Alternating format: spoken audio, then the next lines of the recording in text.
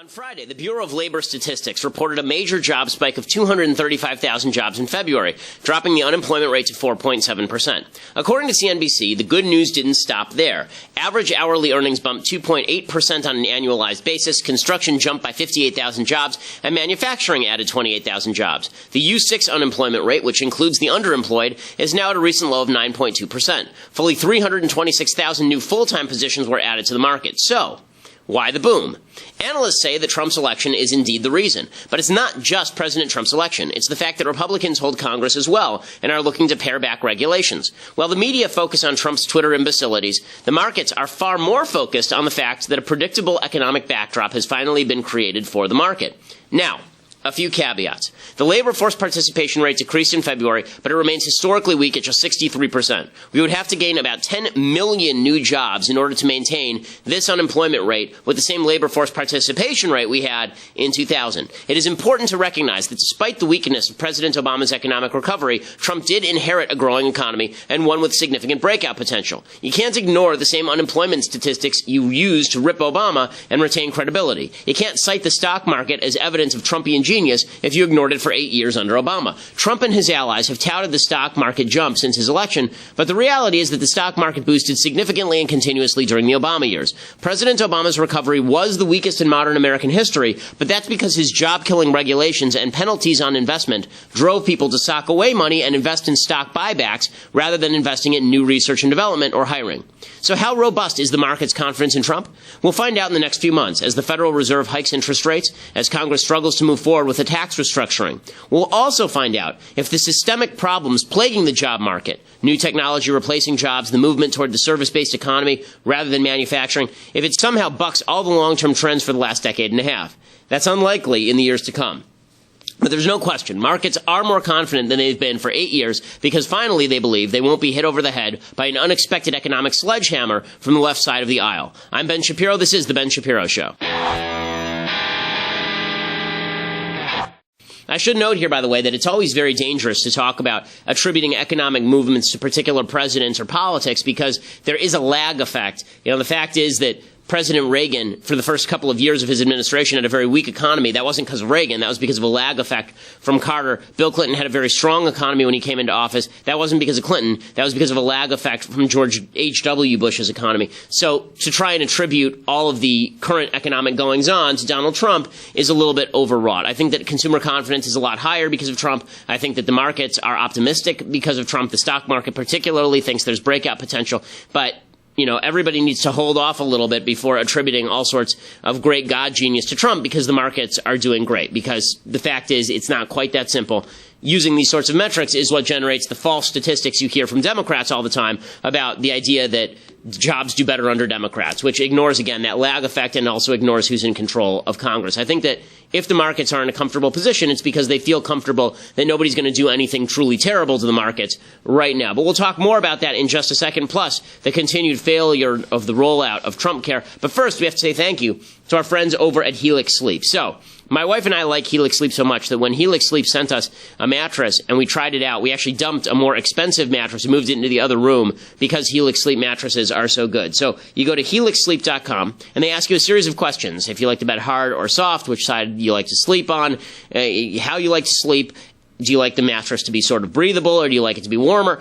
And then they send you a mattress in the mail. And if you don't like it, you can try it out for 100 days. If you don't like it, then they will you can send it right back, 100% refund, no questions asked. It is fantastic. Just open the box, it inflates right in front of you because it's a foam mattress.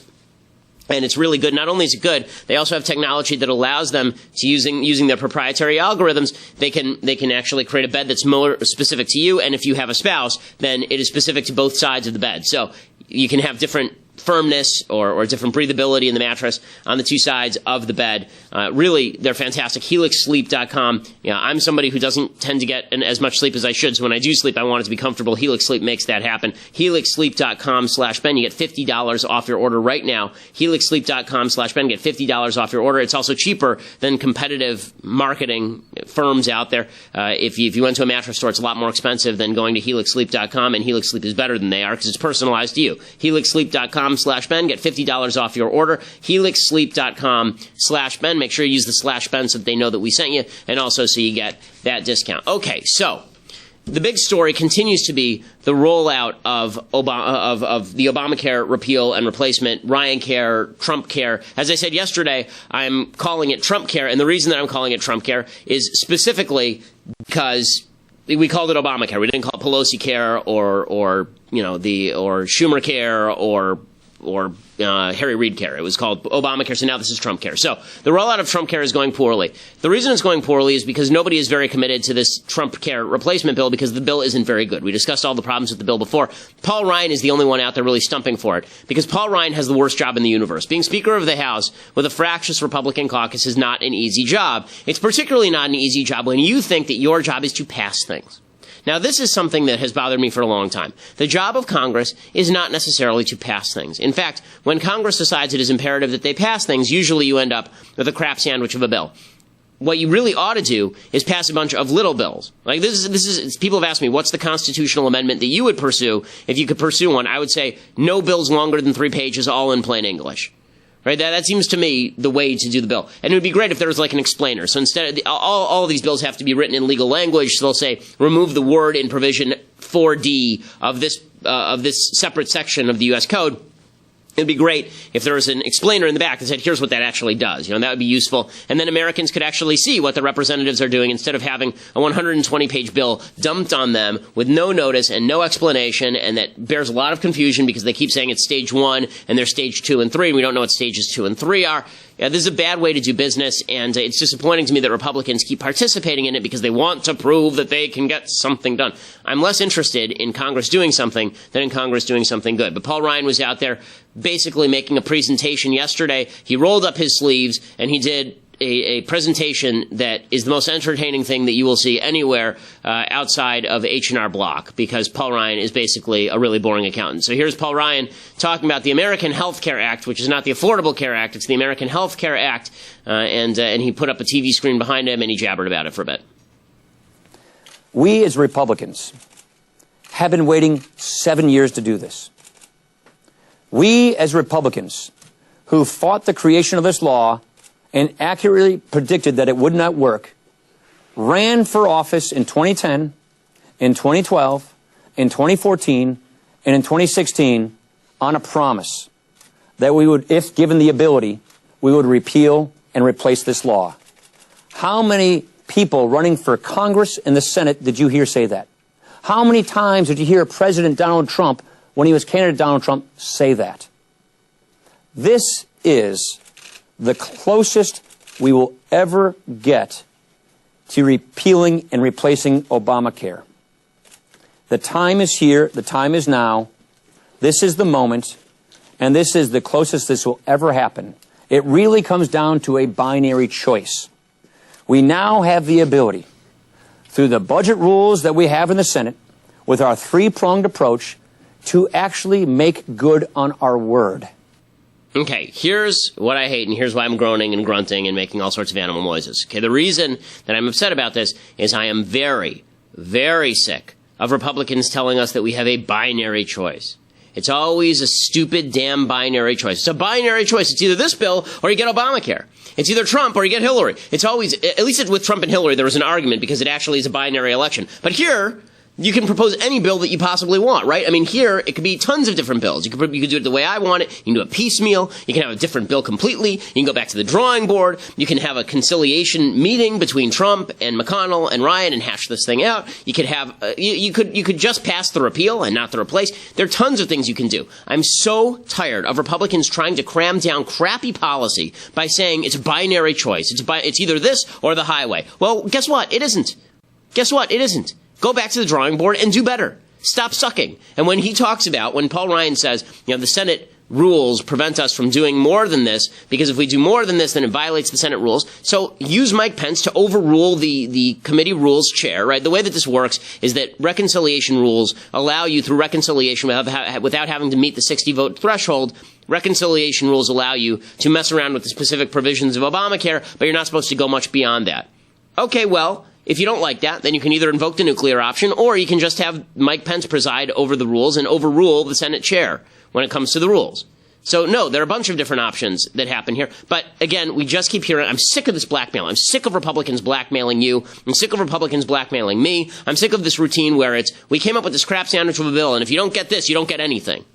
Screw you. You work for me. Okay, Paul Ryan works for me. These Congress people work for me, and they work for you. And it's not their job to tell you what options are on the table. All options are on the table because we are the consumer. We are the customer. We are the people who have rights. We are the people who put these people in their job. We are the ones who create the job description. When I hire somebody at Daily Wire, I create the job description. They don't create the job description. Paul Ryan does not create his own job description. He doesn't get to tell me what the options are. Okay, the options are what we say they are. And if we don't like these options, go get some new options. I'm so sick of this. And the reason I'm sick of this is because, again, it's used to take conservatism and throw it out by the side of the road and then say, well, you know, this is the best we could do. This is the best we could do. I've been living my entire life under Republicans who say this is the best we can do, and very rarely is it the best they can do. Usually it's just some sort of crappy halfway bill that doesn't do what it's supposed to do and leaves in place most of the provisions that Democrats get. Why is it that when Democrats get power, they immediately ram through bills that they love, that their base loves? When Republicans get power, they immediately start trying to ram through bills they think will make them more politically popular, and then they don't even succeed in being politically popular. It's so stupid. You know, George W. Bush did the same thing. He said, oh, Medicare Part D, you know, this is what you're going to get. And then we did it. And did it make George W. Bush wildly popular? He didn't win re-election in 2004 based on Medicare Part D. He won re-election in 2004 based on the fact that he was a wartime president. If he was not a wartime president, very little doubt that George W. Bush loses in 2004. And it wasn't campaign finance reform that put him over the top, and it wasn't Medicare Part D that put him over the top. Every Republican who does this routine where they say, well, you know, if we just do this thing that's sort of half leftism, and that's the best we can do, why is that always the best we can do? It's so frustrating. And not only that, now they're trying to jam it through. Okay, so here is Jim Acosta on CNN. He's right. Paul Ryan is trying to jam this stupid bill through that nobody likes. Seriously, nobody likes this bill. The only people who like this bill, apparently, are Trump and Ryan. And Trump is escaping all criticism because I know we have to be very careful about President Trump. We must not offend the great one. We must never say anything bad about President Trump. We have to say that it's all on Paul Ryan. Donald Trump is behind this thing. Donald Trump wants this thing. Donald Trump wants this thing because this thing is half-leftism. Okay, Donald Trump is not a hardcore conservative. He's never been a hardcore conservative, particularly on this issue. During the campaign, he basically came out at one point for single payer before walking it back. So this idea that this is all Paul Ryan's fault is just a bunch of asinine nonsense. If Paul Ryan put in front of him a bill that just repealed Obamacare, there's no guarantee that Trump would actually sign it, because he'd be afraid that there'd be blowback for all the people who would, quote-unquote, lose their insurance under Medicaid from Obamacare. The White House press secretary Sean Spicer saying we're not jamming this bill through, this health care bill through. Well, when you have committees working almost through the night, when you have members of Congress being asked to weigh in on a proposal that has not been scored by the Congressional Budget Office, I think you would have a lot of people up on Capitol. And also, by the way, you have a lot of the stakeholders that were involved in the formulation of Obamacare, doctors, hospitals, and so on. They really have not been part of this process. That pretty much meets the definition of jamming things through, Brooks. So the White House may be saying we're not jamming it through, but they are jamming it through at this point. They want this on a fast track because they know how incredibly difficult this is going to be with so many. CNN is wildly biased, and they are. And Jim Acosta is wildly biased, and he is. But what he's saying here is actually true, okay? Obamacare took a year to roll out. A year. And there was vast debate over it, which is why it almost died. It's why Scott Brown ended up being a senator in Massachusetts to replace Ted Kennedy, because the American people didn't want Obamacare. Democrats pushed it through over the objections of the American people, and then they lost the House, and then they lost the Senate, and then they lost the presidency. Okay, but Republicans are jamming this thing through. They are. It's been like 2 weeks. This thing came out, what, on Monday? On Monday this thing came out, and they're talking about voting on it, I think, in 2 weeks, 3 weeks. I mean, come on. And it's a garbage bill. It's filled with garbage. It's so foolish on every level. And it's not just Acosta saying it, right? Tom Cotton is saying people are upset we're jamming this thing through. I'm with the American people and the promises I made to Arkansans that we're going to reduce the cost of their health care and make it accessible and give them more control over their health care choices. Look, there are a lot of Republicans who are saying these exact same things in private. Frankly, some of them on Steve Scalise's whip team are saying the same thing. I'm simply saying in public what many Republicans are voicing, that the legislation as it's written, one, probably cannot pass the Senate, but two, would not solve the problems of our healthcare system, problems that Obamacare made worse. I think the American people care much more that we solve those problems than that we meet some kind of arbitrary legislative deadline. Okay, and that's exactly right. What he's saying here is exactly right. Tom Cotton, by the way, is a major ally of President Trump. So when he says this, what he's really doing is he's force-aging what is actually going to happen here. What's actually going to happen here is this thing is going to go down in flames. Trump's going to blame everybody, and then we're going to get stuck with Obamacare. Now, I'm going to talk about the dangers of that in just a second. But first, we have to say thank you to our sponsors over at the U.S. Concealed Carry Association. So if you're somebody who worries deeply about your Second Amendment rights, who wants to make sure that not only do you have the right to conceal and carry, but also that you have the firearms education and training that you need, self-defense insurance. They make sure that if, God forbid, you have to shoot somebody in self-defense, that you have a legal apparatus that's available to you, because just because you did the right thing doesn't mean that the legal system won't come after you. That's what USCCA is for. And right now, just to demonstrate, how pro-gun they are, the USCCA is going to buy 10 of my listeners the gun of their dreams. So right now, if you go to defendmyfamilynow.com, defendmyfamilynow.com, you can enter in what is basically a sweepstakes, 10 chances to win $1,500 for any gun that you want. No restrictions. You can pick any gun, any brand, any caliber. Defendmyfamilynow.com to enter. Super cool offer. Go there, give them your information, and then you have a chance to win $1,500 for any gun that you want. 10 chances actually to win, because there are 10 people who are going to get this thing. $1,500 for any gun you want. Defendmyfamilynow.com. Again, I don't think there's any more important right in the Bill of Rights than the Second Amendment, and USCCA makes sure that the Second Amendment is upheld and that you have all the resources that you need in order to ensure that the Second Amendment maintains its power and maintains its applicability to you and your family. The USCCA, great organization. Defendmyfamilynow.com to enter. Defendmyfamilynow.com. They are changing the game for responsible gun owners, making sure that you have all the education, care, and protection that you need. Defendmyfamilynow.com for that chance to win $1,500 toward a gun of your choice, which is super cool. Okay, well, I want to talk just briefly here about the fact that this thing probably will go down, and what the plan is after this. So Rand Paul is also saying that this thing is going to go down in flames. Here is Rand Paul saying, you've basically been, Republicans have been fibbing about what's in this thing. It is a conundrum, and that's why we should vote on the one thing that we all agreed on. About a year ago, we voted on clean repeal. We don't agree on replacement, but we could have a separate vote on Medicaid expansion. And I'm guessing Democrats and big government Republicans would probably come together and find that they will expand Medicaid. Many conservatives aren't going to vote for that, mainly because it doesn't work. We're dishonest in the accounting. We can't pay for the current Medicare. It's $35 trillion in the hole. The current Medicaid is unfunded, and then we're going to add new entitlement programs to that. If you really want to have Medicaid for everyone in all these states, you should be honest with the people, and you should double or triple the state income tax and double or triple the sales tax. Now, I'm not for that, but that's what it would take if you were honest. Instead, we say, federal government's going to pay for it. Federal government has no money. We borrow $1 million a minute, so it's just dishonest accounting. Okay, Senator Paul is exactly right here, and this is the problem. Republicans have decided that they are going to get in the ballgame of more efficient government. Okay, the conservatism, the new conservatism, isn't about less government. It's about more efficient government with the same exact mandate as the Democrats. No, it's bound to fail, and it should fail. Now, what this leaves is a backup strategy. And to hear about the backup strategy, which is going to be basically let Obamacare stay in place, we'll talk about that, but you have to be a subscriber over at dailywire.com. $8 a month gets you the subscription to dailywire.com. Plus, you get an annual subscription. You get a free copy of The Arroyo, which is a free DVD copy of a fictional film set on the southern border. Really compelling, kind of an old-school Western set on the southern border. The Arroyo, you get a copy of that. And obviously, we're starting the Shapiro store pretty soon. I assume that we will be selling Michael Knowles' #1 best-selling book, Reasons to Vote Democrat. I assume that will be part of the Shapiro store at some point here, but go to dailywire.com right now to subscribe. Plus, you can be part of the mailbag. We're doing mailbag today, and if you want to send in your live questions and have them answered and have your life be made just incredibly great because you had your question answered by yours truly, go to dailywire.com right now and subscribe, or to listen later on iTunes or SoundCloud. We are the top conservative podcast in the nation.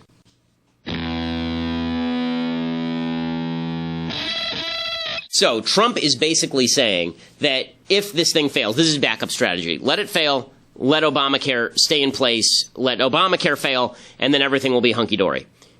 I'm not sure this works. Now, I think that Democrats don't know what to do with it, and we'll talk about the Democratic strategy in a moment, but I don't know that this works for Republicans. It's hard to make the case, give me more Republican votes so I can do more non-stuff. so I can do less, right? I need more Republican votes so that I can not give you more of a plan, right? I think that's kind of a loser electorally. It's hard to say to people, you gave me a majority in the House and the Senate, you gave me the presidency, we didn't do anything with our key promise to repeal and replace, and now I want you to give me more Republicans because Obamacare just sucks so much. We know Obamacare sucks. It's why we elected Republicans to the House in 2010, 2014. It's why we elected Trump to the presidency. We get it. Like that's I guess the case here is that you leave it in place, it's going to spiral down and collapse of its own accord. There's two possible ramifications for that. One is the American people want more free market intervention. The other is that they want more government. Okay, when government programs fail, there is a tendency in America for people to say, I want more government programs to fix the government program that failed.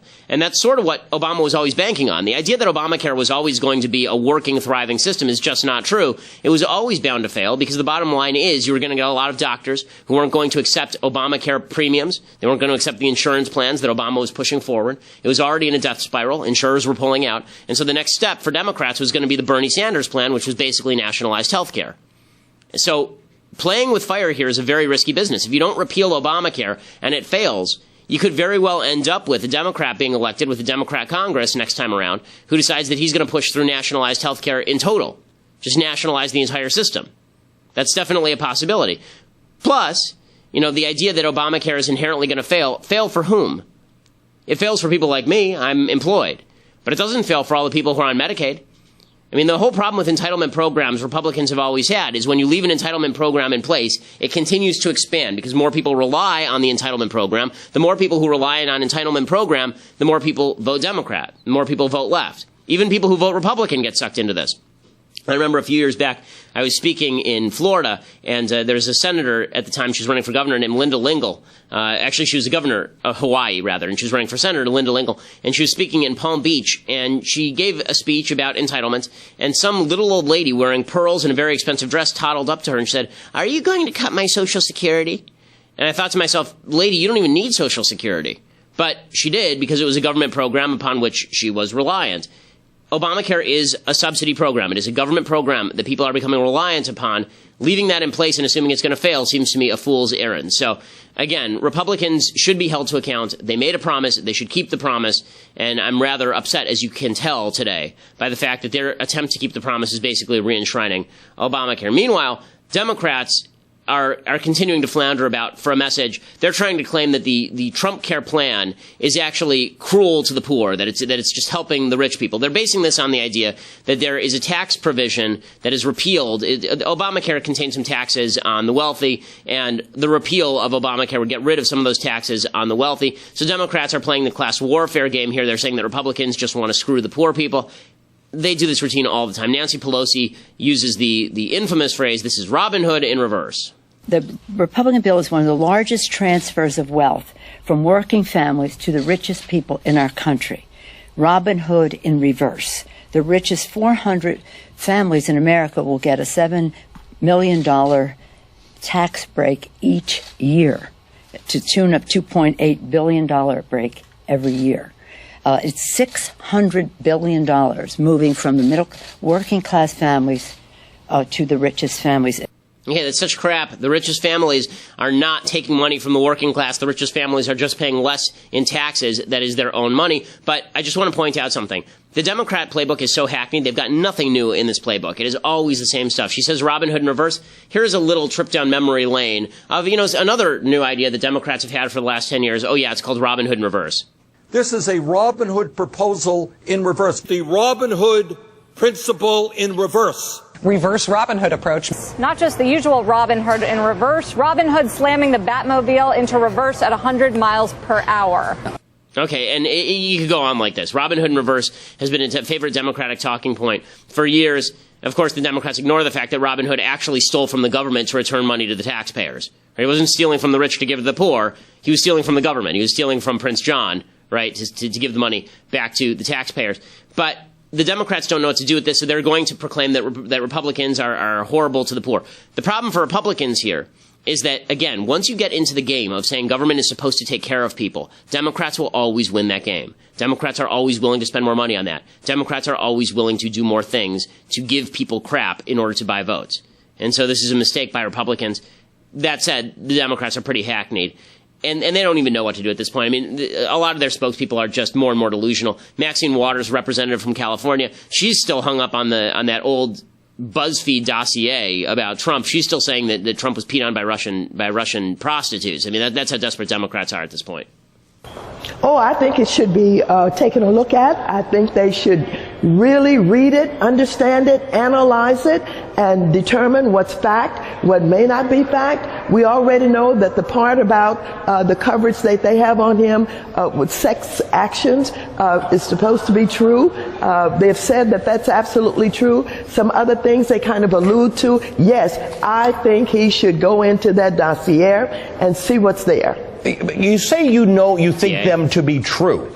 How are we all going to find out what is true and what isn't true? I mean, does it help that you think so? Because unless you have information that we don't have, that's an allegation. Yeah, but you understand that I am saying the investigations must be done. The drilling down must be done. We must get to the facts of what it has been about. Okay, I just want to point something out here. There are no facts to support this. As I discussed yesterday, there is no evidence to suggest at this point that Donald Trump was in bed with the Russians or that he was peed on by Russian prostitutes. This is all a bunch of smoke that is generated by the media. It's been going on for 6 months. I've been waiting for them to materialize any sort of actual content to back it up. You know, suspicious behavior by Trump associates aside, there is no hard evidence that anything happened here. That said, I also want to point out that on the right, can we not engage in conspiracy theories on the right? I'm so sick of conspiracy theories. Let me debunk virtually all conspiracy theories with one line. Most institutions are not that competent. Okay, the number of institutions that can actually engage in a full-blown conspiracy, it's minimal. It's minimal. It's very difficult to engage in a full-blown conspiracy. That's why, you know, there's a report going around today, and it's been parroted now by Ann Coulter and Sean Hannity. WikiLeaks put out this report that the CIA has a technology that allows them to hack into places, then leave a paper trail blaming it on somebody else. So a bunch of people on the right have now been claiming the CIA actually, it wasn't WikiLeaks, the CIA hacked the DNC database and then blamed it on Russia. Right? This is their new claim, which makes no sense whatsoever. So you're telling me that the CIA, in order to damage Donald Trump, hacked Hillary Clinton's DNC, released all that information, and then left a very tenuous trail of breadcrumbs in order so that we could find it 6 months afterward? 2 months after Trump's election? 3 months after Trump's election? Yeah, no. But again, everybody's buying into conspiracy theories now because conspiracy theories seem to give them some sort of comfort in what seems to be an uncertain time. Democrats certainly are not giving them any comfort in uncertain time. Bernie Sanders calling Donald Trump delusional is not giving anybody any comfort. Here is Bernie Sanders saying just that yesterday. Wolf, as I'm sure your viewers well know, every other day, President Trump sadly says something which is totally preposterous. A little while ago, he talked about 3 to 5 million people voting illegally in the last election. Total nonsense. He talked about how he won the Electoral College in a wider margin than any other candidate in recent history. Total nonsense. He saw people celebrating in New Jersey. That's not going to help here. That's not going to help the Democrats. What's not going to help the Democrats is sending out a crazy old kook socialist like Bernie Sanders to call people delusional. Everyone is delusional, except for me. I believe the Soviet Union was wonderful. That is not a delusion. Not going to play, folks. Not going to play. Okay, so I want to have some time for the mailbag, so let's do some stuff I like and some stuff that I hate today. We'll do that early. All right, things that I like. We've been doing spy movies this week. I don't think I've done this movie before. If I have, I apologize, but it's a terrific film from the 1960s, one of my favorites. Great cast. The movie is Charade, and this is a great spy film with Walter Matthau and James Coburn, and just an enormous cast. George Kennedy, Cary Grant, Audrey Hepburn. Really a sexy film, really a great score, and here's a bit of the film.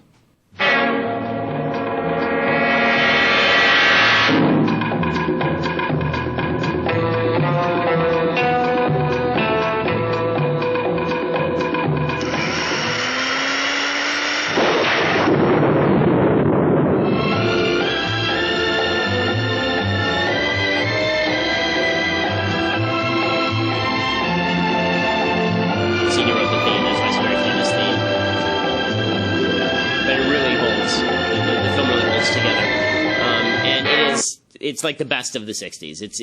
It's really just great, stylish filmmaking. The costumes are great. It's a terrific film. You can check it out, Charade. Okay, now, as per our usual arrangement, 1 second on things I like, and now a crap load of things that I hate. So, things that I hate.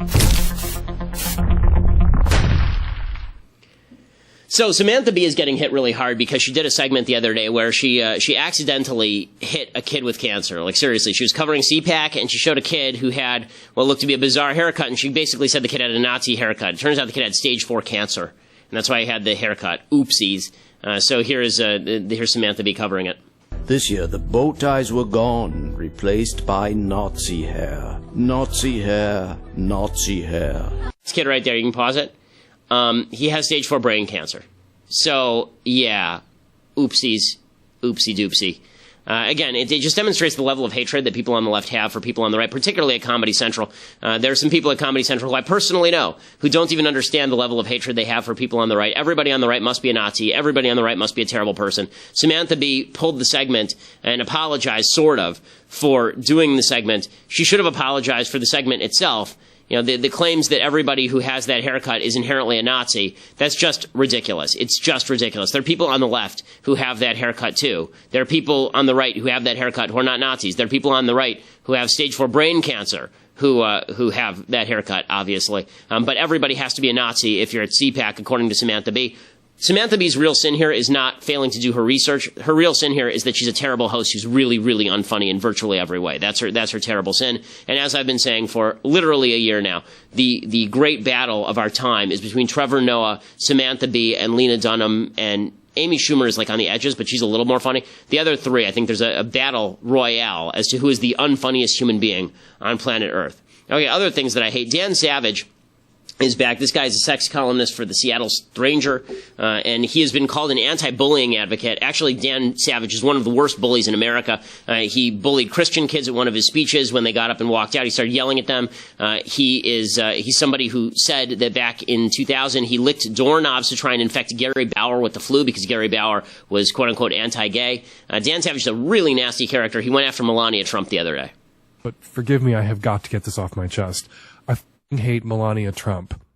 I'm not alone in loathing Donald Trump's third wife. She's married to a misogynist after all. Odds are good her husband hates her too. But there are some folks on the left who not only don't hate her, they view her as some sort of sympathetic figure.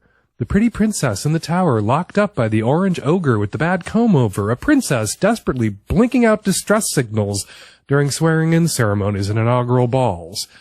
I think we can credit that undeservedly charitable view of our new First Lady to our propensity as humans, as a species, to think that the insides of pretty people match the outsides of pretty people. Again, I don't know what evidence he has that Melania Trump is really such a horrible human being. I don't know much about Melania Trump. You don't know anything about Melania Trump either.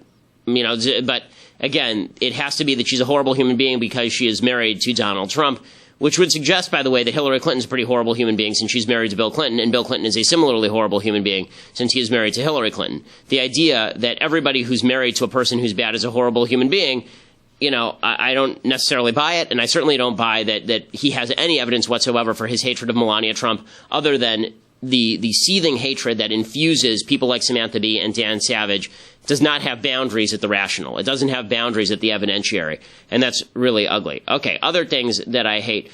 Stan Lee, for International Women's Day, he tweeted out a copy of The Superhero Women by Stan Lee and said, "Remember to celebrate some of our greatest heroes on International Women's Day and every day." And it's a bunch of the superheroes. I can't remember all of their names here. The girl from the Fantastic Four, and a bunch of his other superheroes that he did. And they're superheroes in a comic book, and obviously this cover is from, the 1980s. And they're all buxom. Because if you've ever read a comic book, all of the women are incredibly buxom. Like, if you've ever seen a graphic novel, they never have, fat, dumpy women. They're all beautiful women who are incredibly buxom, and if their proportions were actually like that in real life, would fall over from being top-heavy. Okay, so, and the entire left lost their minds. The entire left decided that this was the end of the world. All hourglass figures. Diversity would be great.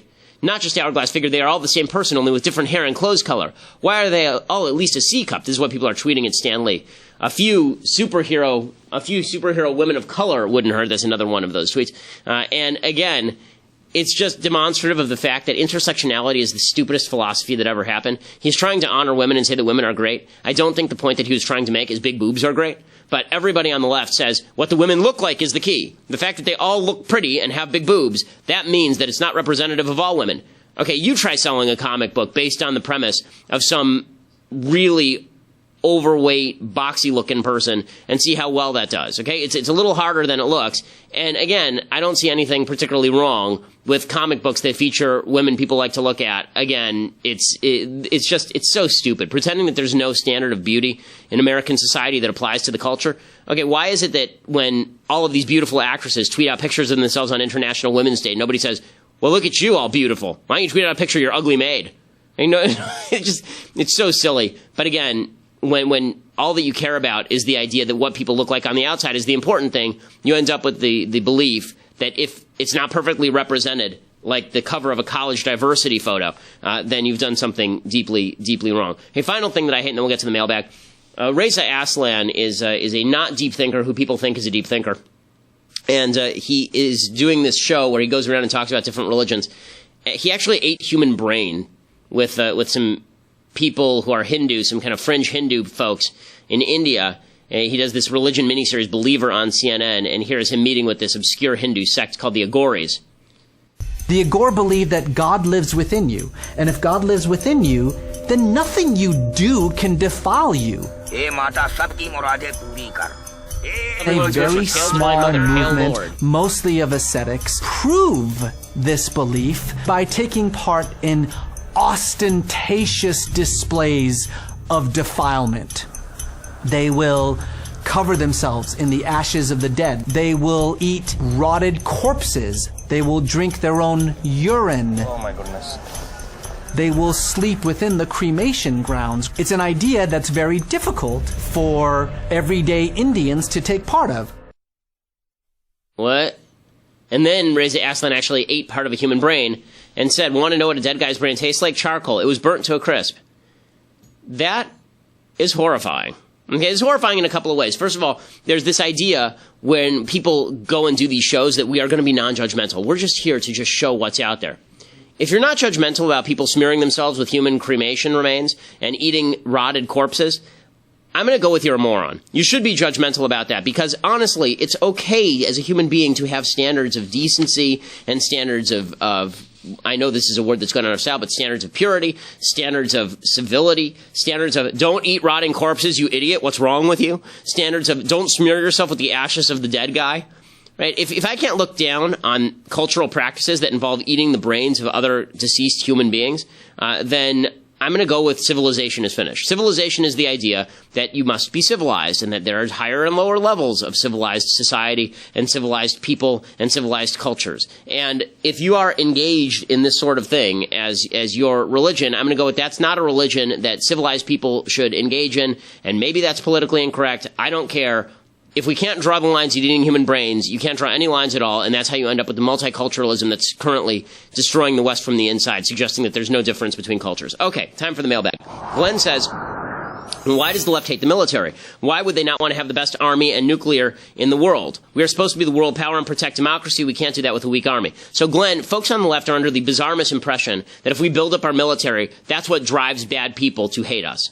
That if we would just get rid of our military, everybody would see how well-meaning we are, and suddenly they would all be very nice. This is belied by actual history and fact and evidence. Okay, if Israel were to lay down all of its guns right now, for example, it would immediately be overrun by its Arab neighbors, and they would destroy it. And the idea that you don't have to protect yourself, let's see a bunch of lefties unlock their doors at night and disarm themselves in a high-crime neighborhood to see whether it's really the gun and the lock that are making people angry at them, or whether people just want to take advantage of other people. But the left has this bizarre view of human nature that human beings are automatically good in a state of nature. It springs from kind of this Rousseau noble savage routine, and therefore, if we were in a state of nature and there are no weapons, then everybody would be hunky-dory. Bunch of nonsense. Prehistoric times were significantly more violent than modern history, even including the weapons of mass destruction. Spencer says, hey, Ben, I love you with all my heart. 2 questions. Well, thank you, Spencer. Is it more important to fight the left or to grow the right? Will liberals ever concede that capitalism is a fairer system than socialism? So I think that you grow the right by fighting the left. I don't think that it's just a matter of you grow the right by promulgating your ideology. I think you have to debunk the opposing side's ideology. It's not just enough to say capitalism is great. You have to explain why it's moral and why its opposition is immoral. This is one thing Trump is very good at. He's very good at picking enemies and polarizing those enemies and talking about those enemies. I don't think he always has the right enemies. I don't think that he always promulgates the right ideology. But if you actually want to win, you do have to fight the ideology that's attempting to destroy your own. Marianne writes, what do you think the solution is to alcoholism and poverty on native reservations? The question stumps me because of the legality of control over their land. I mean, the solution is really a cultural one. People should, be encouraged to leave reservations and engage in the general society if they wish to. Native American reservations, I understand the attempt to preserve a cultural heritage. I also understand that Native American reservations significantly lag in educational attainment. They significantly lag in terms of job prospects. They significantly lag in terms of crime. Anything that allows people to escape downtrodden areas is something I'm for, and that's not restricted to Native reservations. If you're living in a high crime area, the best thing that we can as a society do for you is make it easier for you to move out of those areas. Carla is writing in live. She says, my liberal friend said race is a social construct. Is this true, or are there biological differences between races? I've always thought there's some biology behind it. Okay, so this is kind of an interesting idea. Race is a social construct to the extent that there are hard lines between race. So there are ethnic differences in terms of, for example, athletic performance. So this is why you'll see people from Kenya who are great long-distance runners, right? This is why some people are born taller from different parts of the world or born with different colors of skin. But the idea that race is inherently connected to broad biological critiques, particularly in the brain, there's not a lot of evidence to support this. The idea that a black person is inherently different from a white person, that is a social construct. And the way you can see that that's a social construct is that how do you determine what somebody who's 1/4 black is, right? If somebody had one grandparent who was black, is that person black or white? So in the olden days, speaking, like the 1920s, 1930s, people would say that that person was a quote-unquote quadroon, and then they would say that person is black, right? They have a black grandparent that has tainted the bloodline. That is a total social construct. There's no evidence whatsoever to suggest that a black grandparent taints the bloodline or anything like that. The fact is that race is entirely malleable in terms of genetics. People crossbreed all the time from different racial areas. There's actually more biological differentiation, but within races than there is between races. So in other words, if you take the average black person, the average white person, they're probably more similar genetically than two black people from different parts of the world, for example. So the idea that skin color, which is what people usually associate with race, skin color is somehow indicative of some deep biological difference with people of another skin color, that is a social construct. It's certainly much more of a social construct than gender. Ben writes, hey Ben, as a conservative with a young family in LA, one of the most liberal cities and one of the most liberal states in the country, do you have any insights on the positives and negatives of living and raising children in an environment that often seems outright hostile to your beliefs and values? It's a lot more difficult. It means that you have to be very careful when you raise your kids, that they are not only protected from a lot of left influences, but that they also know how to fight the left influences. The good news is it makes your kids into fighters. The bad news is there's more of a chance that they're going to be seduced by the dark side. So, these are absolutely trade-offs. Michael says, Ben, you have often spoken of incentivizing men to stay committed in relationship to help in the raising of their children. What vehicles would you suggest to foster this action? So first of all, I think that social stigma is actually a very powerful vehicle. I think that men who abandon their families should immediately be treated badly by the rest of the community. That doesn't mean that the government should treat them badly, but it means that if you know somebody's abandoned their family, then you shouldn't be inviting them over for dinner. You shouldn't be friends with them. You should actually try to incentivize good behavior, and you should try to teach kids that this behavior is unacceptable. Not every behavior is acceptable. Also, it is not. I think that the chief thing that incentivizes men to stay committed to women is women telling men that they have to. And so one of the things that has to happen here is women have to say to men, look, I'm not going to have sex with you until we are married. I'm not going to get pregnant with you until we are married. I'm not going to allow you to escape responsibility by impregnating me and running off. One of the great tragedies of American society is that as premarital sex has become ubiquitous, and premarital pregnancy has actually gone down in some ways. The fact is that the percentage of births that are taking place out of wedlock are incredibly high, because if premarital sex is a higher percentage of all sex, you would assume premarital pregnancy is a higher percentage of all pregnancy, and therefore you end up with a lot of unwed mothers. And that is the single greatest indicator of intergenerational poverty in the United States. bottom line is, sex, staying with somebody, these are individual decisions. The only way to incentivize it is to participate in individual decision-making that makes your life better. So, ladies, it is incumbent on you to say to men that you're not going to get what you want unless we get married. And men, it is incumbent for you to stick around, or otherwise that makes you a bad human being. How should a government, and this is Ali and Glory, how should a government deal with an economic crisis such as the crash in 2008? Is government intervention necessary to ensure the flow of currency? So one of the big problems with the crash of 2008 is that because the government was already so deeply involved in the economy, that meant that if the government now did not bail out all of these systems that were dependent on each other and on the government, that there was likely to be a freeze on the credit markets, and all of these businesses would not be able to get the short-term loans they needed to remain in business, even though they were fully viable business with a market. The only way to deal with a crisis is to stop it before it happens, which means you actually have to dismantle a lot of the governmental structures that prevent people from doing their own homework on the banks that they are borrowing from, that prevent people from, when people rely on the SEC to make sure that everything's okay, they don't do the proper research on stocks, for example. When people rely on the government to make sure the real estate market is fair, they don't read their real estate contracts. There's a lot of moral hazard in the markets, and that means that when there's a crash, the government has to step in order to fix it. So let's say that the government had not done the bailouts. Let's say they had not bailed out all the other firms. They didn't bail out Lehman Brothers, but if they hadn't bailed out AIG, for example, there definitely would have been a chain effect that would have taken down a lot of businesses, no question about it. Now, the other possibility is that you let a bunch of other stakeholders come in and buy up AIG and divvy it up and assume the assets. But in the short term, a lot of people lose their jobs.